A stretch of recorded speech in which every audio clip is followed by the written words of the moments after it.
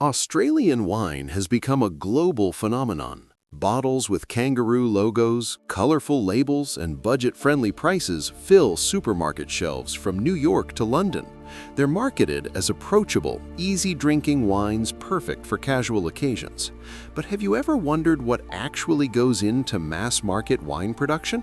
How do producers create bottles that taste identical year after year?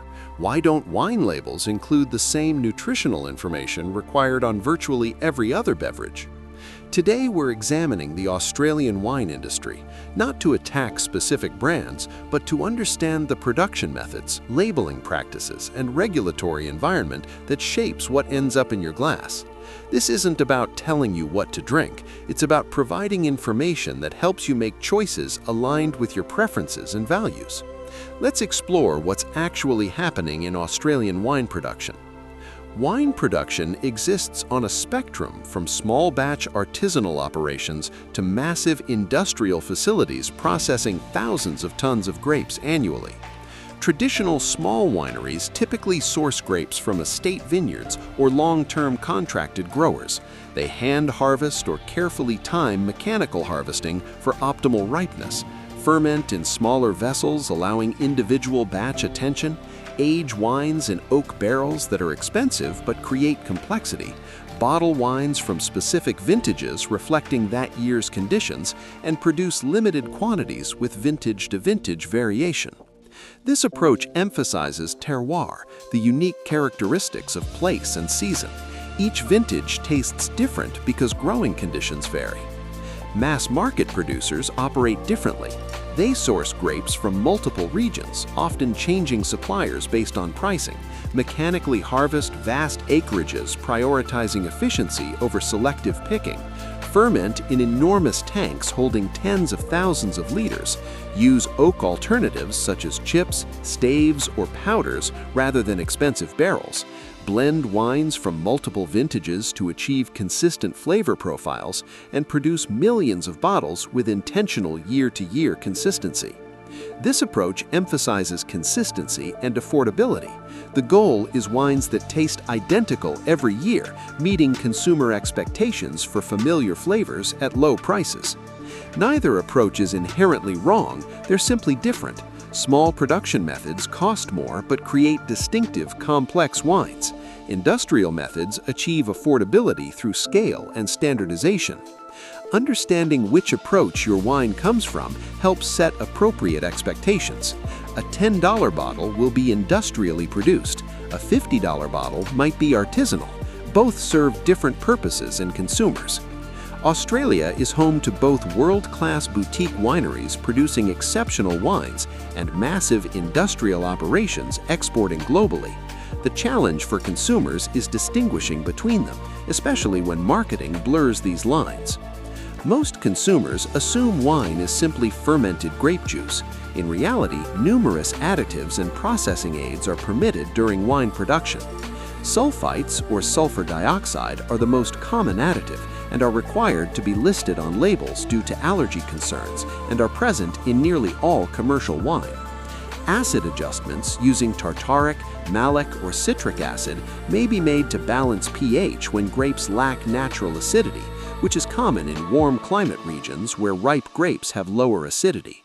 Sugar additions can occur during fermentation in some regions to increase alcohol content, or after fermentation to create off-dry or sweet wines.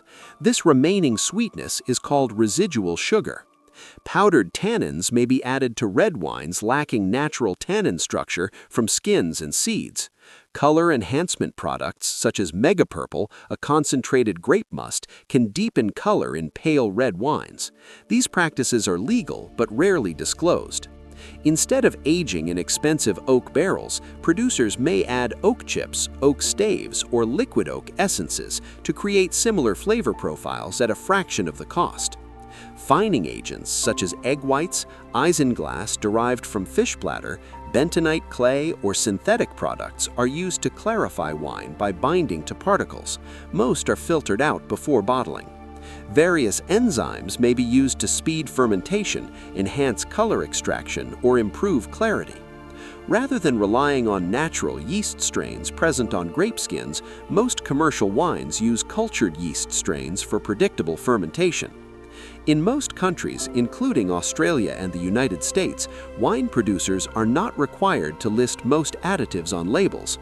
Unlike packaged foods that must declare all ingredients, wine enjoys regulatory exemptions. Processing aids, substances used during production but theoretically removed before bottling, do not require disclosure. This includes most fining agents and enzymes. Even substances remaining in finished wine often don't require labeling unless they're known allergens, such as sulfites. This creates an information gap. Without labeling requirements, consumers have no way to know what processing occurred or what additives remain in their wine. For most healthy adults consuming wine occasionally, these additives pose minimal health concerns at levels typically present. They are generally recognized as safe when used properly. However, some consumers want to avoid certain additives for health reasons, dietary restrictions, or philosophical preferences. Vegans may avoid wines fined with animal products. People sensitive to sulfites need to know levels. Others simply prefer minimally processed products. Without disclosure requirements, making informed choices becomes difficult. One particularly relevant non-disclosure involves residual sugar, unfermented grape sugars remaining after fermentation ends. Truly dry wines contain roughly 1 to 4 grams of sugar per liter. Off-dry wines contain about 5 to 12 grams per liter. Noticeably sweet wines exceed 12 grams per liter. Many mass-market wines marketed as dry actually contain 8 to 12 grams of residual sugar, enough to noticeably sweeten the wine, but not enough that most casual drinkers identify it as sweet. This sweetness makes wines more immediately appealing, especially to consumers accustomed to sweet beverages. It can also mask quality defects in grapes or rough tannins. Yet wine labels never disclose sugar content. A wine labeled dry might contain 3 times the sugar of genuinely dry wines, and consumers have no way to know. Most commercial wine grapes are grown using conventional agriculture, which may include synthetic fertilizers, herbicides, fungicides, and pesticides. Glyphosate, commonly known by the brand name Roundup, is widely used in agriculture as a herbicide, and some vineyards use it to control weeds between vine rows. In 2015, the World Health Organization's International Agency for Research on Cancer classified glyphosate as probably carcinogenic to humans based on limited evidence of cancer in humans and sufficient evidence in experimental animals. However, regulatory agencies such as the U.S. Environmental Protection Agency and the European Food Safety Authority maintain that glyphosate is safe when used according to guidelines, with residues below established tolerance levels. This scientific disagreement creates confusion for consumers. Some prioritize avoiding any glyphosate exposure based on the IARC classification. Others accept regulatory agency conclusions that current exposure levels are safe. Independent testing by various organizations has detected glyphosate residues in some wines at levels below regulatory limits but above detection thresholds. The presence of detectable residues does not necessarily indicate safety concerns, as regulatory limits include safety margins. However, it confirms that pesticides used in vineyards can end up in finished wine. A key concern is cumulative exposure. While individual products may contain residues within safe limits, people consume multiple products daily that may each contain trace amounts of various pesticides. No one tracks total exposure across all dietary sources. Some researchers argue that cumulative effects deserve more study, while others maintain that current limits are protective. Certified organic viticulture prohibits synthetic pesticides, herbicides, and fertilizers. Organic vineyards rely on mechanical weed control, compost, and integrated pest management. Biodynamic certification goes further, treating vineyards as holistic ecosystems with specific practices around planting times, preparations, and biodiversity. These certifications require third-party audits and provide verification beyond producer claims. The trade-offs are cost and yield. Organic wines often cost more due to increased labor and sometimes lower yields. Not all consumers find the premium worthwhile, while others specifically seek certified wines.